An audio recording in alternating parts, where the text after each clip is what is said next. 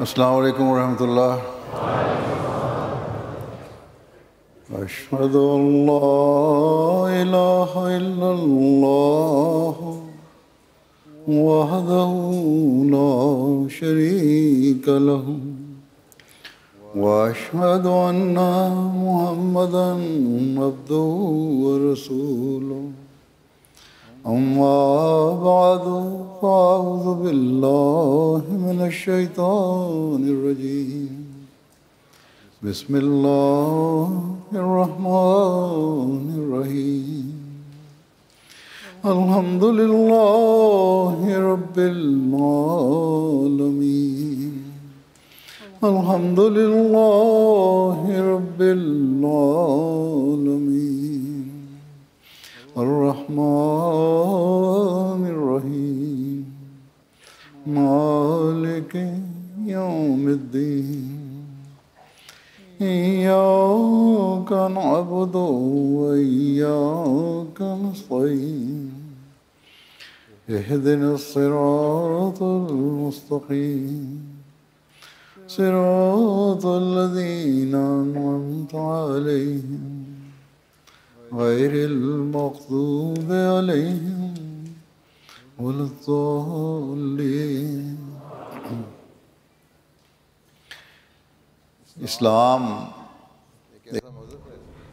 L'islam est une telle religion qui a expliqué en grand détail tous les droits de chaque couche de la société. Et ces détails nous ont été présentés dans le Saint-Coran et dans les hadiths. Et d'ailleurs, à notre époque, le Messie premier à l'Islam a expliqué ces points davantage. Il nous a présenté des détails à ce propos dans les trois précédents sermons, dans les trois précédents donc Jalsa. Hormis une des Jalsa, j'ai évoqué donc ces droits de ces différentes couches de la société. Il y a tant de détails concernant ces droits que, et en dépit de mentionner brièvement ces droits, je n'arrive pas à tous les évoquer. C'est pour cette raison que pour le discours d'aujourd'hui, je vais présenter quelques points à cet égard. Et comme je l'ai dit, il y a dans le Saint-Coran, donc les enseignements du Saint-Coran, il y a aussi les dires du Saint-Prophète Mohammed paix soit lui, et il y a l'action du Saint-Prophète Mohammed paix soit lui, il y a aussi les dires du Messie promis et les actions du Messie promis l'Islam qui nous expliquent davantage donc ces droits des uns et des autres.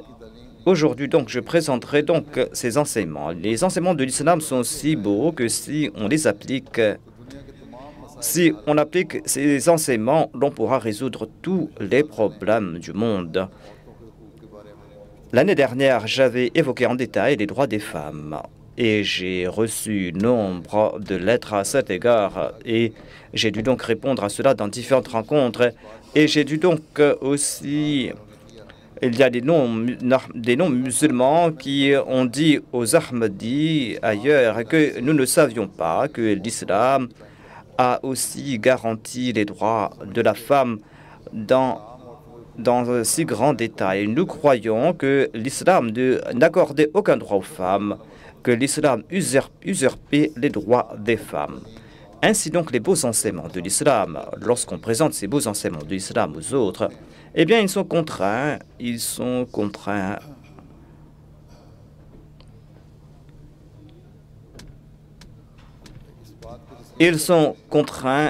d'avouer, d'accepter le fait que c'est l'islam. L'islam nous présente des enseignements sublimes, des enseignements qui concernent chaque aspect de chaque couche de la société qui a évoqué leurs droits en détail. C'est pour cette raison que, devant les non-musulmans, nous devons donc ne pas hésiter ou être victimes de quelque complexe d'infériorité lorsque nous présentons ces enseignements. Ce n'est pas la peine pour nous d'en avoir honte, d'en être embarrassé. Et d'ailleurs, ces enseignements de l'islam sont permanents. On ne peut pas dire qu'aujourd'hui l'islam nous présente quelque chose et demain il nous présentera autre chose.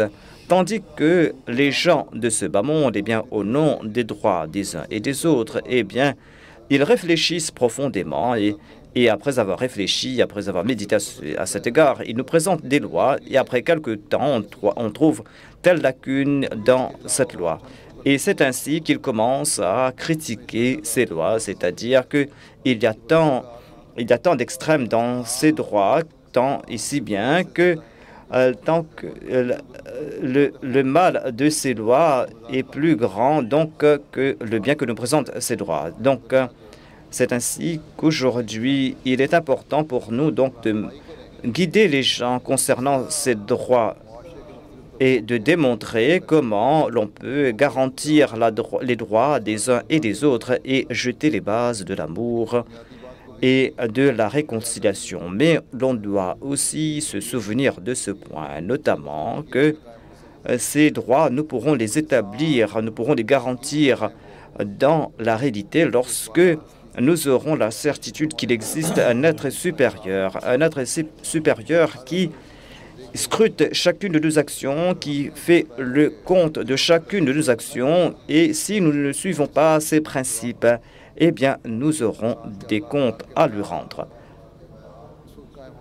L'on pourra donc faire montre de haute qualité morale lorsque l'on aura aussi cette certitude parfaite en cet être, lorsqu'on aura cette certitude que si nous ne suivons pas ces principes et ces enseignements, eh bien, il pourra nous châtier. Ainsi donc, nous qui transmettons ces messages, nous devons donc être très vigilants quant à ce point, c'est-à-dire le respect de ces droits, et nous devons comprendre que nous ne devons pas nous acquitter uniquement de nos devoirs envers Dieu, Dieu qui est le créateur des cieux et de la terre. Nous devons aussi nous acquitter de nos devoirs envers sa création, parce que Allah aime aussi sa création. Ainsi donc, lorsqu'on va réfléchir en ce sens, c'est là que l'on pourra aussi rétablir sa foi en Dieu. Et c'est là que l'on comprendra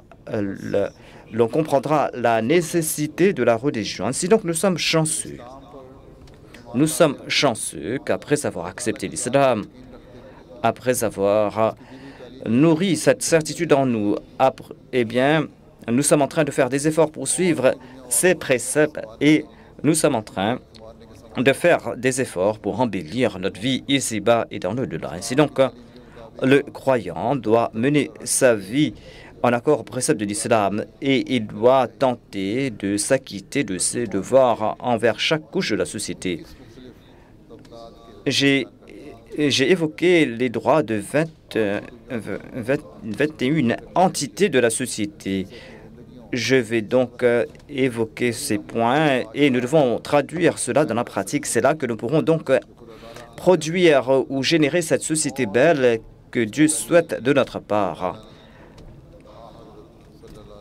Les enseignements que Dieu nous a transmis par l'entremise du saint prophète Mohammed P.S.A. Aujourd'hui, je vais évoquer les droits des pauvres, des indigents, de ceux qui sont en difficulté.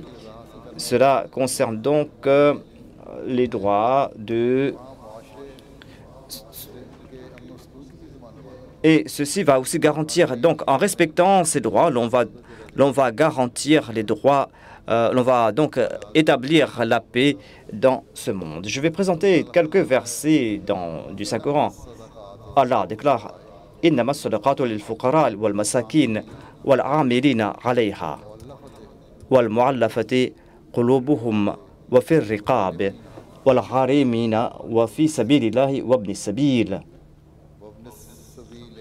sabil faridatan min Allah wallahu alimun hakim » C'est-à-dire que le monde est voué à ceux qui sont dans le besoin et ceux qui sont en difficulté, et pour libérer les esclaves, et pour ceux qui sont en difficulté, et dépenser dans la voie d'Allah, et pour les voyageurs. Donc les aumônes ne sont que pour les pauvres, les nécessiteux, pour les employés qui sont chargés, pour ceux dont le cœur a besoin de réconciliation, et pour l'affranchissement des esclaves, et pour ceux qui ont des dettes, et pour la cause d'Allah, et pour le voyageur. Tel est le décret d'Allah, et Allah est omniscient et sage. Ainsi donc, Allah a évoqué ici donc les droits de tout un chacun, de ceux qui sont en difficulté de quelque manière que ce soit. Et Allah déclare qu'il faut combler leurs besoins. Dieu a attiré notre attention vers le droit de ceux qui sont donc pauvres, ceux qui sont pauvres mais qui sont dignes, qui ne demandent rien. C'est l'État qui doit donc combler les besoins de ces personnes.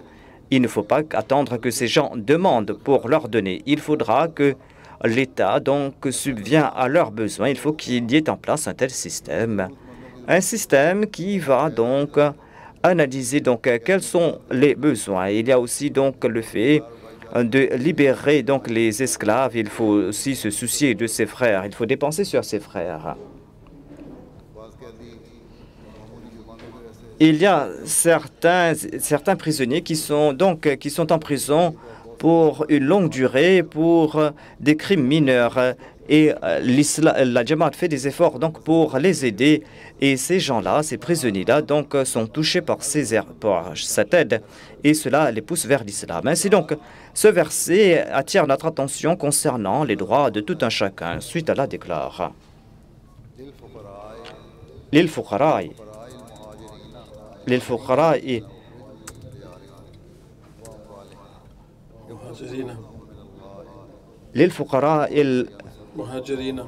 للفقراء المهاجرين الذين أخرجوا من ديارهم وأموالهم ويبتغون فضلا من الله ورضوانا وينصرون الله ورسوله أولئك هم الصادقون. Cela concerne donc ces personnes qui ont été chassées de leur maison, qui demandent l'aide d'Allah et qui aident Allah et son prophète.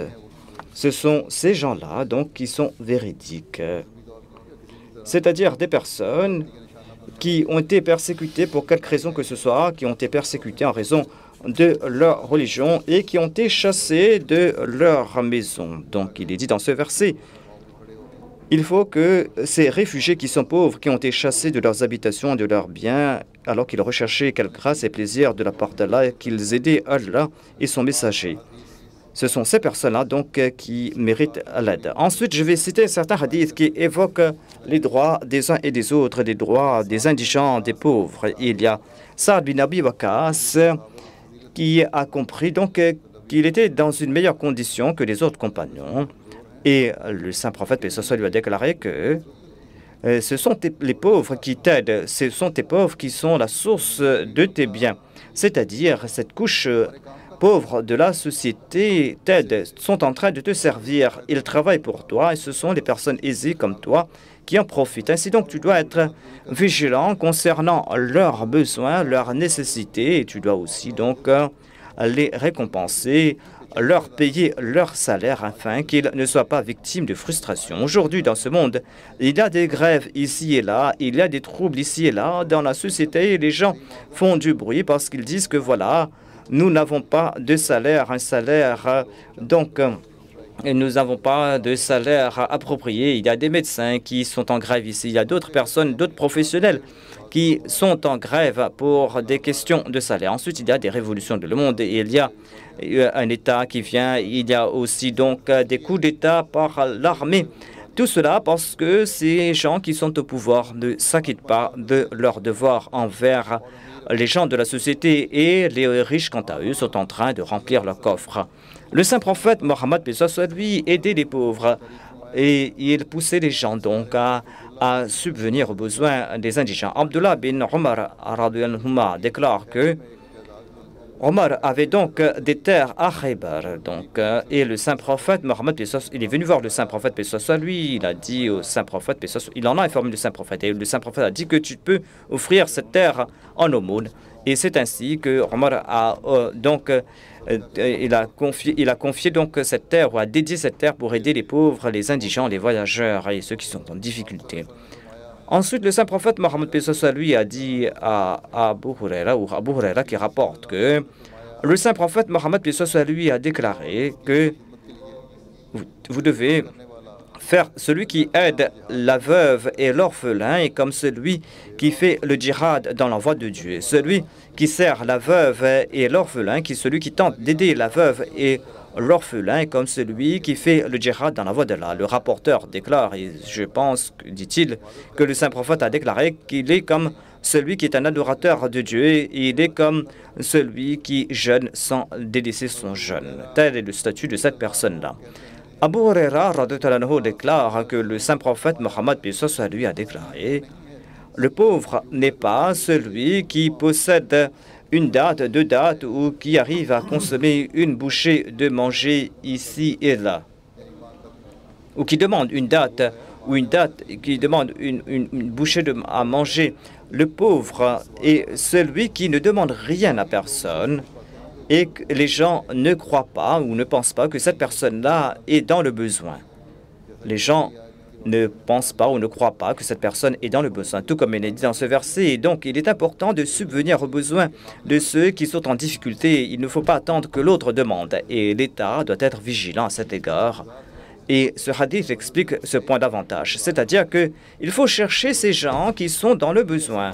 Ceci est la vraie vertu, ceci est le droit de cette personne indigente, cette personne pauvre. Et il faut s'acquitter de ce devoir. Ensuite, en ce qui concerne les droits, des pauvres, comment le saint prophète, quant à lui, a protégé ses droits? Abu Huraira a déclaré que le saint prophète a déclaré le pire des repas ou le pire des festins de mariage et ce festin où l'on a invité que des pauvres, que des riches plutôt, et qu'on n'a pas donc invité les pauvres. On a invité que des riches et pas des pauvres. Donc, dans ces sociétés où il y a une grande disparité entre riches et pauvres, eh bien, les Ahmadis doivent inviter donc les pauvres aussi pour leur festin de noces. Le saint prophète Mohammed lui, ainsi donc, c'est en raison de ces conseils répétés du saint prophète Mohammed lui que les compagnons donc faisaient de leur mieux pour aider les pauvres. Selon un récit rapporté par Abu Huraira, il est dit que Jafir bin Abi Talib aimait les pauvres. Il aimait les pauvres, il s'asseyait avec eux, il leur parlait, et les pauvres lui parlaient. Le saint prophète Mohammed lui avait donné le nom Abul Masakin, ou le père des pauvres, en raison de ses actions. Donc cette action de sa part avait plu au saint prophète Mohammed. Ensuite, donc, quel est le statut des faibles ou des indigents aux yeux de Dieu et ceux qui ont été rejetés par les autres, ceux qui ont été repoussés? Quel est donc leur statut? Mu'adh bin Jabal rapporte à ce propos que le saint prophète Mohammed lui a déclaré: voulez-vous que je vous parle des rois du paradis? Et moi, ça a déclaré au prophète d'Allah: pourquoi non? Qui sont les rois du paradis? Ou qui est le roi du paradis? Il a déclaré le pauvre, le faible, celui qui est considéré comme faible, celui qui porte des vêtements déchirés ou rapiécés, celui dont on ne s'occupe pas. Mais si il prend le nom d'Allah et s'il jure au nom d'Allah, eh bien Allah respecte son serment, Allah accomplit son serment. Voilà donc ceux qui ont un éminent statut aux yeux de Dieu. Ainsi donc, le saint prophète Mohammed lui profitait de chaque occasion pour attirer l'attention des uns et des autres concernant le statut des pauvres. Sahal bin Sa'd relate, Sahal bin Sa'd rapporte qu'un compagnon est passé tout près du saint prophète Mohammed. Le saint prophète lui a demandé: quel est ton statut? Quel est le statut de cette personne à tes yeux? C'était un riche qui est passé par là, et ce compagnon a répondu au prophète d'Allah, sallallahu alayhi wa sallam: cette personne-là, nous disons que c'est une personne des plus honorées. Et cette personne-là, eh bien, si elle demande la main d'une fille, eh bien, on va lui donner la main de cette fille. Cette personne jouit d'un si grand statut, eh bien, on ne peut pas rejeter donc ses requêtes. Et si elle intercède en faveur de quelqu'un, on va accepter son intercession. C'est une personne donc très digne, très honorée, très noble. Et le saint prophète Mohammed n'a rien dit. Une autre personne est passée par là. Et le saint prophète a demandé à ses compagnons: quelle est votre opinion à propos de celui-là? Ils ont dit au prophète d'Allah: par Allah, c'est un des plus pauvres de parmi les musulmans. C'est un pauvre musulman. S'il demande la main de quelqu'un, la main d'une fille, eh bien, personne ne va lui accorder la main de cette fille. S'il intercède en faveur de quelqu'un, on ne va pas accepter son intercession. Et s'il parle, eh bien, personne ne va accorder de l'importance à ses propos. le saint prophète Mohammed lui a déclaré, certainement celui-là est meilleur que le monde empli de la première catégorie du gens. Le saint prophète Mohammed lui a déclaré, vous accordez l'importance aux riches, mais celui que tu considères ou celui que vous considérez comme pauvre, celui que vous considérez comme incapable est des milliers de fois meilleur que cette personne riche qui a traversé en premier. Ensuite, en attirant notre attention concernant les pauvres, Salman bin Amir radhiyallahu a rapporté du saint prophète Mohammed que faire de l'aumône à un pauvre, mais aider un pauvre parent et de l'aumône, et cela est aussi respect des liens de parenté. Si vous l'aidez donc discrètement, eh bien, d'une part, vous allez aider cette personne et ce sera un moyen de respecter votre lien de parenté. Comment le saint prophète, paix soit lui, respectait-il ses devoirs envers les pauvres? Umama bin Sahal bin Hunayf rapporte qu'il avait une femme pauvre qui est tombée malade. Le saint prophète Mohammed, paix soit lui, a su à propos de sa maladie. Le saint prophète Mohammed, paix soit lui, visitait les malades qui étaient pauvres et il donc leur demandait quel était leur état, et on dirait que cette femme allait mourir. Donc le saint prophète a dit que si cette femme décède, bien informez-moi. Informez-moi à propos de son décès, mais cette femme est décédée la nuit. On a fait sortir sa dépouille et on l'a enterrée. On n'a pas voulu donc informer le saint prophète Mohammed paix soit lui. Donc on l'a enterrée et qu'on n'a pas voulu donc déranger le saint prophète Mohammed paix soit lui parce que c'était tard dans la nuit. Lorsque le saint prophète Mohammed paix soit lui s'est réveillé le lendemain, eh bien on l'a informé le saint prophète Mohammed paix soit lui. Et le saint prophète a dit, est-ce que je ne vous avais pas ordonné de m'informer à propos de son état? Les compagnons ont répondu, ô prophète d'Allah, paix soit sur vous, eh bien, nous n'avons pas voulu vous réveiller la nuit. L'envoyé d'Allah, paix soit sur lui, donc, est sorti avec ses compagnons. Donc, il est sorti vers le cimetière. Et donc, le saint prophète Mohammed, paix soit sur lui, est arrivé sur la tombe de cette femme. Il a mis les gens en rang derrière lui. Il a récité les 4 takbirs. Il a dirigé la prière funéraire de cette femme qui était pauvre. Quel est le statut de ceux qui nourrissent les pauvres et les indigents? À cet égard, il y a Abu Huraira qui rapporte que le saint prophète, paix soit lui, a déclaré, qui est celui d'entre vous qui a jeûné aujourd'hui? Abu Bakr a déclaré, j'ai jeûné. Le saint prophète a donné qui a accompli, donc qui est parti avec un cortège funèbre aujourd'hui. Un autre compagnon a répondu que j'étais parti, donc j'ai accompagné un cortège funèbre. Le saint prophète a déclaré qui aujourd'hui a nourri un pauvre. Abu Bakr quant à lui a déclaré j'ai nourri un pauvre aujourd'hui. Le saint prophète a déclaré toi qui est celui qui a visité donc un malade aujourd'hui? Abu Bakr a déclaré j'ai visité un malade. Sur ce, le saint prophète a déclaré personne n'a. Celui qui accomplit ces 4 actions, eh bien, ira au paradis. Celui qui nourrit un pauvre, celui qui visite un malade, celui qui part donc demander les nouvelles de malade, eh bien, celui-là, il va partir au paradis, a déclaré le saint prophète Mohammed paix soit lui.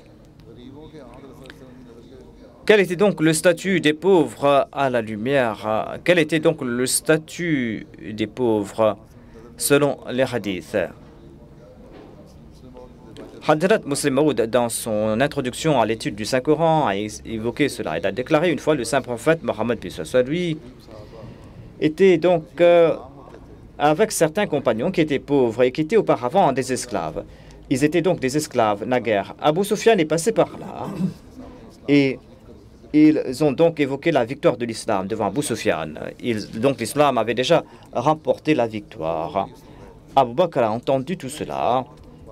Et cela donc l'a déplu. C'est-à-dire, c'est ainsi, on a porté atteinte à l'honneur d'un chef Qurayshite parce que ces gens-là, ceux qui avaient énoncé ces paroles, étaient des esclaves et Abu Sufyan savait qu'il était des esclaves et donc ils avaient comme si déshonoré Abu Sufyan en évoquant donc la grandeur de l'islam. Et Abu Bakr n'a pas aimé cette action. Il pensait que voilà, on a déshonoré ce chef Qurayshite. Et il a dit à ceux qui étaient des esclaves naguère, est-ce que vous déshonorez donc un chef des Qurayshites, le chef des Qurayshites? Voilà ce qu'a dit Abu Bakr à ces musulmans qui étaient la guerre des esclaves. Ensuite, Abu Bakr est parti donc répété donc cela au saint prophète Mohammed soit lui, notamment que ses anciens esclaves avaient donc déshonoré Abu Bakr qui passait par là. Et le saint prophète Mohammed soit lui a déclaré: ô Abu Bakr, peut-être que tu as donc froissé ces serviteurs de Dieu. Donc Abu Bakr jouissait d'un grand statut aux yeux du saint prophète Mohammed soit lui, mais il a dit que peut-être que tu as froissé les cœurs de ces musulmans-là qui étaient naguère des esclaves. S'il en est ainsi, eh bien sache aussi que ton Dieu sera en colère contre toi. Abu Bakr de Talanho s'est levé immédiatement et il est parti voir ses compagnons qui étaient esclaves naguère. Il a dit: oh mes chers frères, est-ce que vous êtes en colère contre moi? Sur ce, ces esclaves ont répondu: oh notre frère, nous ne sommes pas en colère contre toi. Qu'Allah te pardonne ta faute. Ainsi donc, d'une part, le saint prophète Mohammed lui donc respectait les droits des pauvres. Il comblait leurs besoins. D'autre part, le saint prophète Mohammed lui nous expliquer comment donc respecter leurs sentiments. Où il a aussi dit qu'il ne faut pas donc quémander ou mendier. Il a déclaré que le pauvre n'est pas celui qui demande une date ou une bouchée de nourriture. Le pauvre est celui qui, même s'il est en difficulté, en grande difficulté, il ne quémande rien. Ainsi donc, l'islam nous demande d'aider les pauvres, mais l'islam attire aussi l'attention de cette couche de la société à propos de leurs devoirs.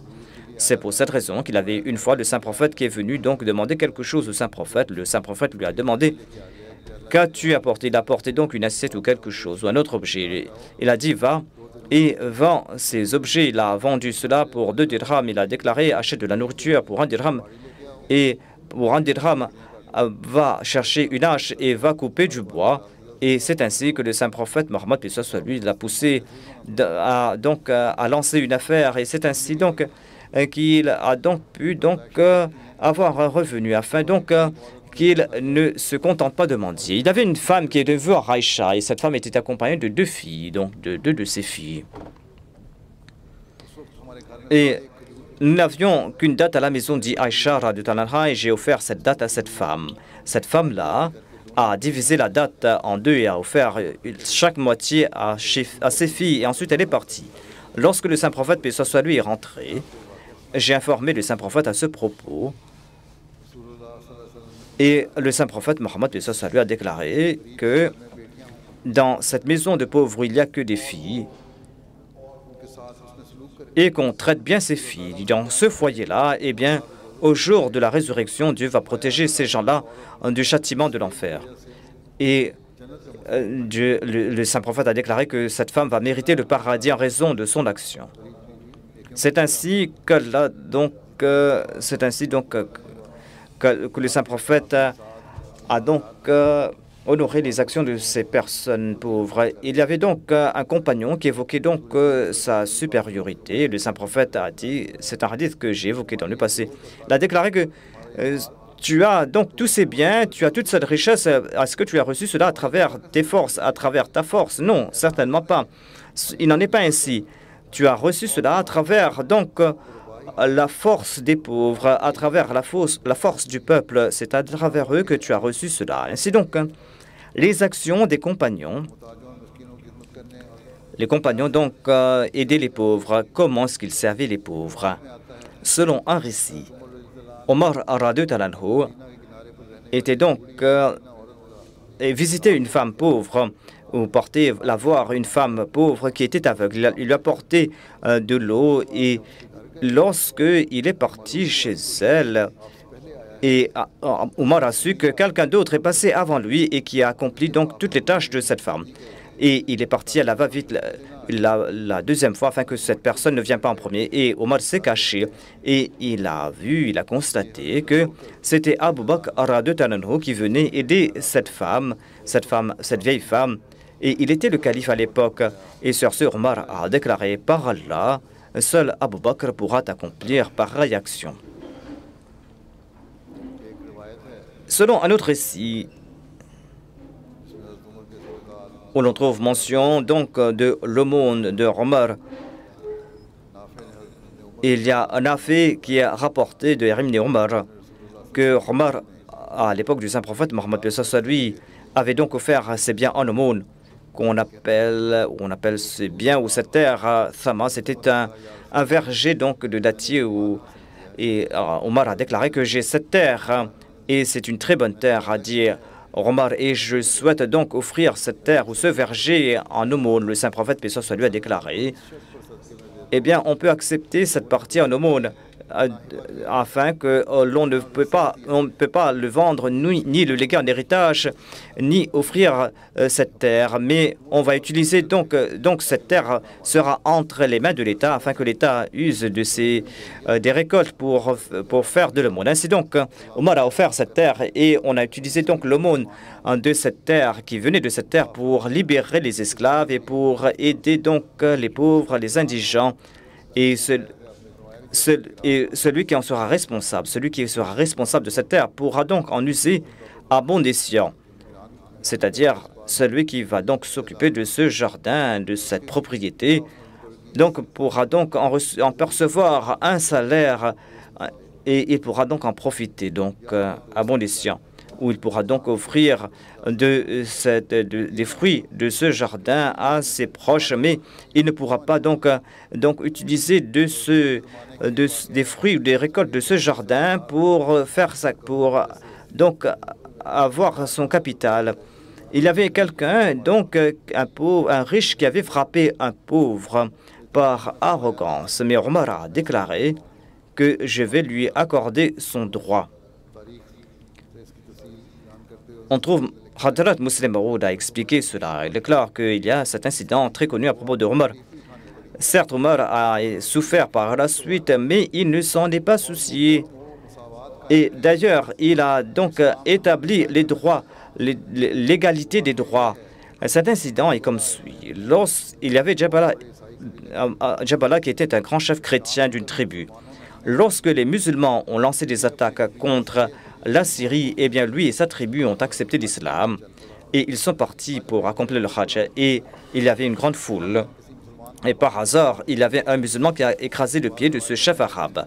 Selon certains, il est dit que le pied de ce musulman a écrasé donc le manteau de cette personne et pas son pied. Étant donné que celui-là se considérait comme un grand chef, comme un roi, il pensait que voilà, moi je suis le chef de 7000 personnes, j'ai 7000 suivants. Selon certains récits, il n'avait que 7000 soldats et il avait un plus grand nombre de sujets. En tout cas, étant donné qu'un musulman nu ou presque nu a écrasé donc ses vêtements ou son pied, il l'a frappé, il l'a giflé, il a clairé que tu m'as déshonoré. Est-ce que tu ne sais pas qui je suis? Tu dois t'écarter de moi. Tu devais t'écarter, tu m'as déshonoré. Et ce musulman, quant à lui, c'est tu. Mais un autre musulman a répliqué. Il a dit que est-ce que tu sais que tu as accepté l'islam? Et dans l'islam, il n'y a pas de distinction entre grands et pauvres, entre riches et pauvres. Et surtout dans l'enceinte de la Kaaba, où il n'y a pas de distinction entre riches et pauvres. Ce chef arabe a dit, je m'en soucie guère. Eh bien, ce musulman dit, on va s'en plaindre auprès de Omar. Et certainement, Omar va donc venger ce musulman. Jabana ibn Aham était donc tout colérique, il était rouge de colère. Il a dit, est-ce qu'il y aura quelqu'un qui pourra me frapper au visage? Le musulman a déclaré que je ne connais à propos de personne d'autre, mais en tout cas, Omar, quant à lui, va donc punir le coupable. En tout cas, donc, il a fait la tawaf. Ensuite, il est parti voir Omar. Donc, Jabala, il a dit que si un riche frappe un pauvre, que fait-on? Que dit l'islam à ce propos? Omar a déclaré que on demande à ce pauvre de frapper cette personne riche ou noble. Et Jabala a déclaré que je vous demande encore une fois, si une grande personne, un chef frappe un pauvre, que faites-vous? Omar a déclaré qu'il n'y a pas de distinction entre grand et petit au sein de l'islam. Il a dit, oh Jabala, est-ce que tu n'as pas commis cette faute-là, toi? Et Jabala a menti, il a déclaré que je n'ai frappé personne, je n'ai giflé personne, j'ai tout simplement posé une question. Mais il s'est levé immédiatement et il a pris ses compagnons et il est retourné vers sa patrie. Et lui et son peuple sont devenus des apostats et ils ont aidé les Romains contre les musulmans par la suite. Mais Omar ne s'en est pas soucié. Telle est donc cette égalité que l'on ne trouve dans aucune autre, chez aucun autre peuple. C'est comme cette égalité qu'on ne trouve dans les mosquées. Dans la mosquée, il n'y a pas de distinction entre riches et pauvres. De même, en islam, il n'y a pas de distinction, de différence entre grands et petits. Ensuite, il y a un autre incident à l'époque de Omar. L'histoire nous apprend que Omar est passé par une porte où il y avait donc une femme mendiante qui était aveugle. Elle mendiait. Omar a posé sa main sur elle. Elle a dit que qui tu appartiens aux gens du livre. La femme a déclaré que je suis juive. Omar a déclaré que qu'est-ce qui t'a poussé donc à mendier? Qu'est-ce qui t'a donc poussé à mendier? La femme a répondu que moi, je fais de l'aumône parce que je dois payer la dizya à l'État islamique. Je n'ai pas de travail, je suis vieille, je dois payer la dizya, donc je dois mendier pour payer la dizya. Omar a attrapé sa main et l'a portée chez lui et lui a offert quelque chose donc à cette femme. Ensuite, il est parti demander au trésorier de venir et il lui a dit de s'occuper de cette personne-là et des autres de sa catégorie parce que ce sera donc une injustice que nous leur demandons leur dizya lorsqu'ils sont jeunes et qu'on les abandonne lorsqu'ils sont vieilles ou vieux. Donc, ils payaient la dizya lorsqu'ils étaient jeunes, mais maintenant ils sont vieux. Ils ne peuvent rien faire et peut-être qu'ils sont malades. Maintenant, cette personne-là a le droit qu'on lui offre quelque chose. Il est dit Innama as-sadaqatu lil-fuqara wal-masakin. Les fuqara signifie les musulmans et masakin s'applique aux ahli kitab. Donc, c'est ainsi que Omar a exempté cette femme-là et d'autres de sa catégorie de la dizya. Que dit le système économique de l'islam à ce propos? Dans le Muslim Maud a écrit un ouvrage sur le système économique de l'islam. Et il nous a éclairé à ce propos, notamment quels sont les droits des citoyens qui sont pauvres et qui vivent dans l'indigence et quels sont les droits que leur accorde l'islam. Il déclare que lorsque l'État islamique s'est répandu, l'État islamique a eu un grand trésor, eh bien, l'islam a donc subvenu aux besoins de tout un chacun. Donc l'État a eu de l'argent et l'État donc subvenait aux besoins en nourriture et en vêtements des citoyens, des sujets. Lorsque ce système a été mis en place à l'époque de Omar, eh bien, en accord aux enseignements de l'islam, eh bien, chacun recevait donc une part de nourriture, des denrées et des vêtements, et l'État s'acquittait de ce devoir. Et Omar a donc fait un recensement donc pour cela. Et donc, il y avait donc la liste de toutes ces personnes qui étaient dans le besoin. Et les auteurs européens disent aussi que le premier recensement donc d'une population a été fait à l'époque de Omar, et c'est lui qui a mis en place donc ce système. Donc, pourquoi est-ce qu'ils nous donnent des leçons? C'est nous qui devons leur donner des leçons. Ainsi donc, la raison de ce recensement était pour offrir des denrées, des vivres aux populations et des vêtements. Ainsi donc, Omar voulait savoir combien de gens il y avait dans ce pays ou dans un pays donné afin de les aider. Donc, ces jours-ci, on dit à propos de certains pays qu'on accorde des aides sociaux ou des aides sociales. Donc l'islam a mis en place un tel système. Donc l'islam subvient aux besoins des uns et des autres pour leurs denrées et pour leurs vêtements. Et cela s'est fait à l'époque de Omar. Dans chaque village, pour chaque village, il y avait donc ces recensements, il y avait donc le nom de chaque personne, de sa femme et du nombre de vêtements. Et on avait fixé donc une quantité de denrées pour chaque personne afin que tout le monde puisse donc consommer à sa faim ou manger à sa faim. Selon l'histoire, Omar au tout début avait donc pris cette décision. Et il n'avait pas dans sa liste ses enfants donc qui étaient allaités. Et Et les enfants donc recevaient des denrées, donc recevaient leur part lorsque leur mère ne les allaitait. Ainsi donc une nuit, Omar est parti quelque part. Il faisait des tournées la nuit pour voir que se passe-t-il dans la société. Et il a entendu la voix d'un bébé qui pleurait.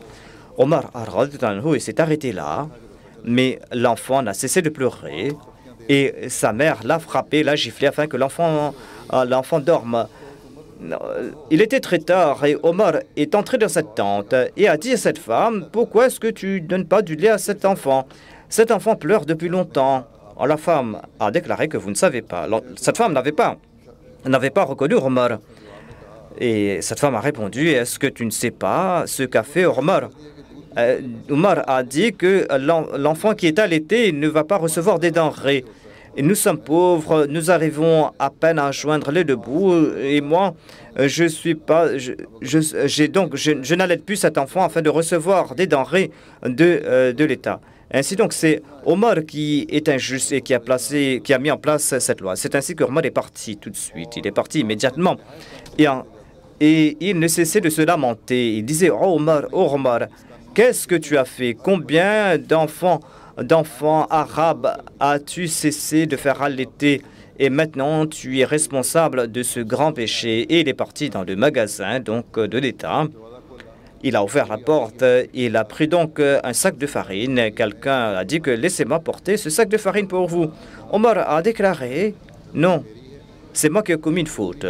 Et c'est moi qui dois donc porter ce fardeau. Il a pris ce sac de farine et le lendemain, il a ordonné que dès la naissance d'un enfant, eh bien, à partir de ce jour, on va lui fixer donc une part de denrées ou de céréales afin que la mère puisse donc se nourrir pour pouvoir donc allaiter son enfant. En tout cas, c'est l'islam.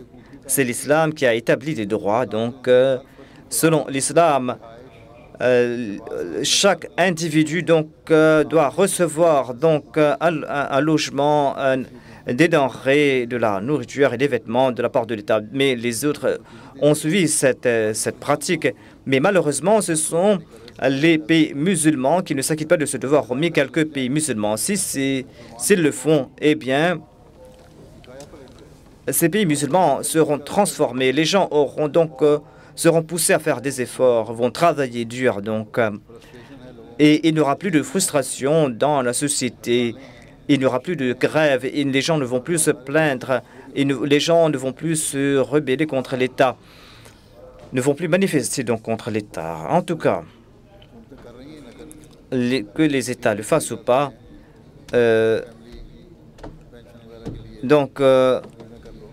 ils disent que voilà,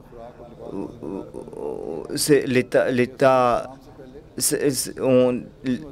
Aucune religion n'a présenté de tels enseignements aujourd'hui. Donc aujourd'hui, les gens reçoivent de l'aide sociale. Donc aujourd'hui, on collecte des impôts et ils font des recensements pour savoir donc combien de jeunes y a-t-il, donc pour savoir donc combien de jeunes pourra-t-on enrôler dans l'armée, combien de gens pourront travailler et si on est en train de recevoir donc les impôts. Et donc on utilise ce recensement pour savoir donc combien de gens on pourra enrôler dans l'armée. Mais qu'avait fait Omar à son époque? Le premier recensement qu'il avait fait, eh bien, ce premier recensement qui a eu lieu, il l'avait fait afin donc de subvenir aux besoins de tout un chacun et pour leur fournir de la nourriture et des denrées et des vêtements. Non pas pour leur prendre quelque chose, mais pour leur donner quelque chose. Non pas pour imposer des impôts, mais pour savoir, non pas pour demander combien de jeunes on pourra donc enrôler dans l'armée. Mais il avait fait ce recensement uniquement afin que chacun puisse avoir des vêtements et de la nourriture. Ainsi donc, ce premier recensement qui a eu lieu, c'était donc à l'époque de Omar au sein de l'islam. Et c'était pour cet objectif-là, afin que chacun puisse avoir de la nourriture et des vêtements. Il y a eu aussi un recensement à l'époque du saint prophète Mohammed, puis soit lui, mais c'était afin de savoir combien de musulmans y avait-il, afin de faire une estimation du nombre de musulmans. Mais en ce qui concerne donc ces aides, eh bien, cela a été fait à l'époque de Omar, donc au cours de son califat. C'est quelque chose de très importants pour établir la paix. Donc, dire que faites votre requête et on va réfléchir à ce propos, eh bien, tout le monde ne peut pas tolérer cela. C'est pour cette raison que l'islam a mis en place ce principe, c'est-à-dire que l'État doit fournir des vêtements et de la nourriture et cela sera offert à tout pauvre. Hadrat Muslim Maud que même si l'on est une personne très riche, eh bien, il va en recevoir. Même il peut en offrir à un autre afin que l'autre ne considère pas, donc qu'on considère un autre comme quelqu'un qui est pauvre. On est en train donc d'imposer des impôts sur les biens d'une personne riche, mais on est aussi en train donc de leur accorder cette aide afin donc de respecter les sentiments des pauvres. C'est pour cette raison que les riches aussi sont inclus dans cette liste afin qu'ils reçoivent quelque chose. Ainsi donc, combler les besoins des pauvres et des indigents, s'acquitter de ses devoirs de leurs devoirs plutôt, eh bien, tout cela a été expliqué en détail et c'est l'islam qui a présenté ces détails-là et l'islam nous demande donc de nous acquitter de ce devoir-là en toute abnégation.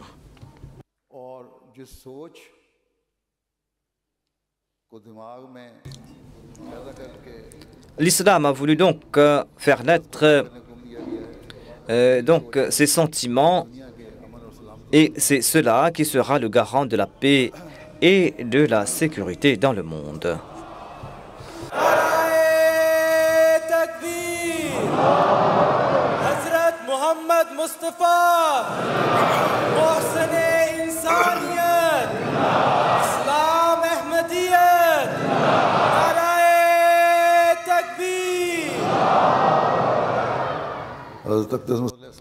Le Messie premier l'Islam déclare la vertu est donc une échelle pour monter vers Dieu.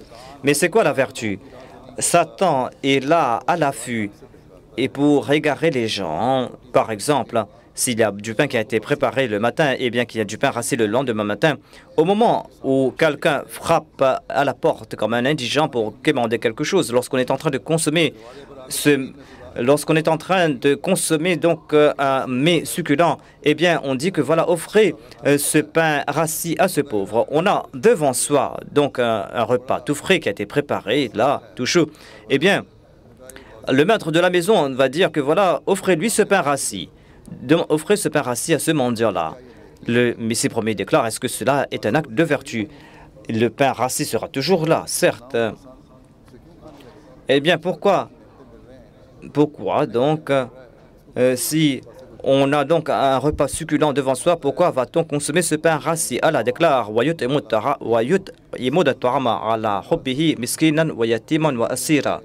ainsi donc, sachez que Taram signifie donc un repas qu'on aime. Taram signifie donc un repas que l'on aime, un repas donc qui est succulent. Taram ne signifie pas du pain rassis. Du pain rassis, un repas rassis n'est pas Taram. Ainsi donc, et si on a devant soi ce repas qui est succulent, qu'on aime, qu'on apprécie, si on n'est pas encore en train de le manger, on va dire que voilà, si on a offert donc ce repas succulent pauvre, eh bien ce sera là un acte de vertu et ne pas le fait d'offrir donc du pain rassis. Comment le Messie promet l'Islam aider les pauvres? Molvi Abdul Karim Saab écrit à ce propos que parfois il y avait des femmes qui venaient donc, il y avait ces femmes qui venaient frapper à la porte du Messie promet l'Islam à tue-tête et qui disaient dans leur langue, oh Misaji, ouvrez la porte, nous voulons des médicaments. Misa Sahib, ouvrez la porte. Et le Messie premier salam se levait comme si c'était son maître qui l'appelait et qu'il était donc le serviteur. C'était comme si l'État qui lui avait demandé donc d'ouvrir la porte. Et il leur parlait avec bonne humeur et il leur prescrivait des médicaments et il leur offrait donc ces médicaments. Molvi Abdul Karim déclare que dans notre pays, on n'accorde pas d'importance au temps. Eh bien, ces femmes-là qui sont là, qui passaient par là, eh bien, même les gens donc éduqués n'accordent pas d'importance au temps d'un autre. Eh bien, ces femmes-là commençaient à parler de la pluie et du beau temps, commençaient à se lamenter donc de leurs disputes au sein de leur foyer, passaient des heures et des heures. Mais le Messie premier l'Islam écoutait tous leurs propos et il ne disait pas à cette femme que voilà, ou à ces femmes, partez, vous ne perdez pas mon temps. Le Messie promet l'islam, au contraire, les femmes au contraire se levaient tout anxiété et partaient.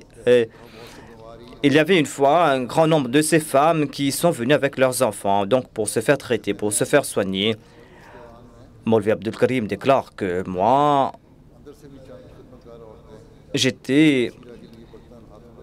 il y avait certaines femmes qui sont venues avec du jus.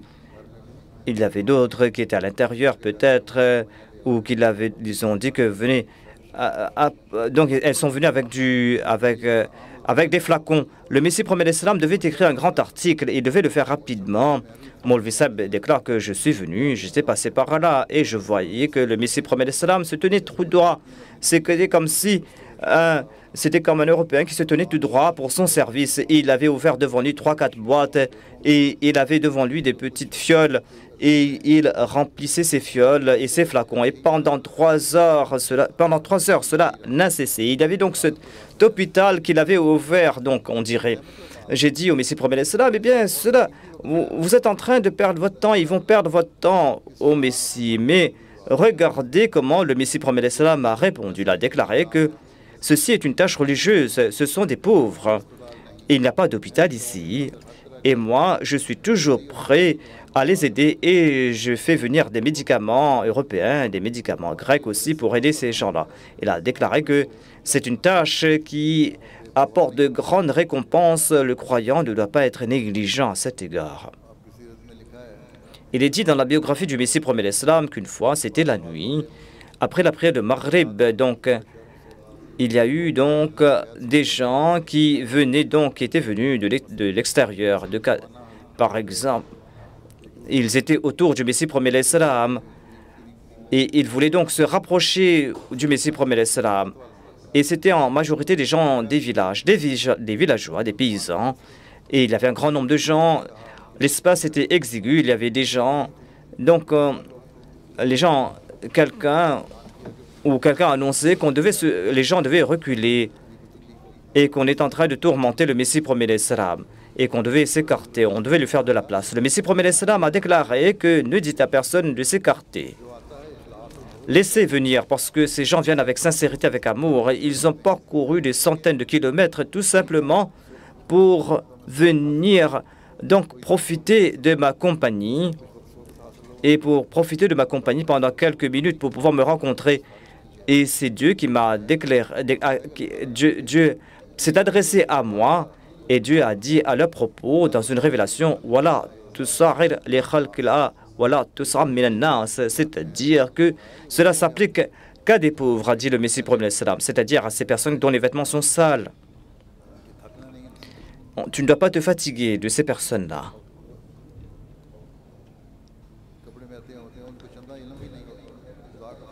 Ils ne savent même pas que leurs vêtements sont sales. C'est Dieu qui subvient à leurs besoins. Tout le monde traite avec honneur les personnes riches. C'est pour cette raison que Dieu m'a donc prodigué des conseils à leur propos, afin donc d'honorer ces pauvres-là. Parce que de toute façon, les personnes nobles et riches, eh bien, on les honore lorsqu'ils viennent donc dans une assemblée. Le Messie promis à l'Islam déclare aussi que je ne souhaite pas que les membres de ma Jamaat se méprisent les uns les autres ou qu'ils soient donc orgueilleux les uns envers les autres. Allah sait qui est grand, qui est petit. Cela est un mépris et il y a donc du mépris dans une telle action et il se peut que ce mépris grandisse et que ce mépris soit la cause de la destruction de cette personne. Il y a certains qui respectent les grands, mais grand est celui qui respecte en toute humilité les paroles de l'humble et qui respecte ses sentiments et qui honore ses propos et qui ne prononce pas des paroles blessantes qui puissent blesser le cœur de l'autre. Ensuite, le Messie prophète l'Islam a déclaré « Une Jamaat ne sera pas une communauté, une Jamaat, si l'on va donc se mépriser les uns les autres et si 4 personnes sont assises et on va commencer à chercher les défauts d'un quatrième et qu'on commence à donc mépriser l'autre et à regarder l'autre avec mépris. On ne doit pas agir de la sorte. Au contraire, il faut s'unir parce qu'il y a dans l'unité, il y a la force et cela va faire naître l'amour et cela va faire découler des bénédictions. Ensuite, le Messie premier l'Islam a déclaré Il y a donc une nouvelle fraternité qui a été établie parmi vous. Donc l'ancienne chaîne a été coupée. Dieu a établi une nouvelle communauté où il y a des riches, des pauvres, des jeunes, des vieux. Ainsi donc, les pauvres doivent donc respecter leurs frères. Et les riches, quant à eux, doivent aussi aider les pauvres, leurs frères qui sont pauvres, et ils ne doivent pas les mépriser, les considérer comme méprisants parce qu'ils sont donc comme des frères. Vous avez tous des pères différents, mais vous avez tous un seul père spirituel, vous êtes tous les branches du même arbre. Le Messie promet l'Islam a déclaré que les pauvres ont donc joué un très grand rôle dans la religion. Il y a nombre d'actions dont sont privés les riches. Ils sont donc empêtrés dans les péchés, dans des vices, et ce sont les pauvres qui suivent les principes de la vertu et de la taqwa. Ainsi donc, on ne doit pas mépriser les pauvres.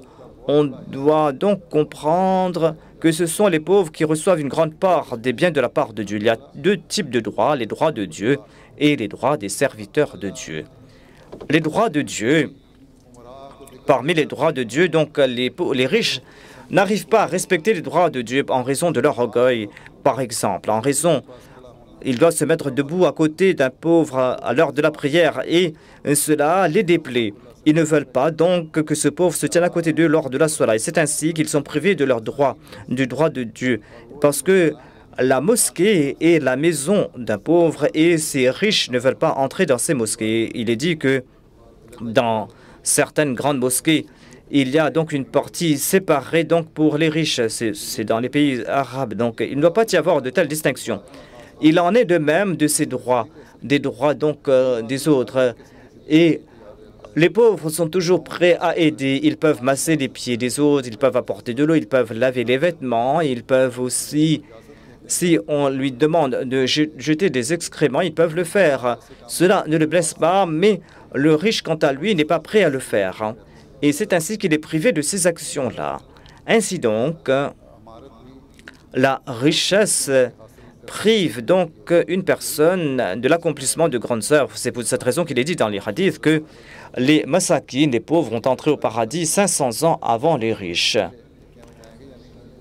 C'est-à-dire que les pauvres seront en premier au paradis.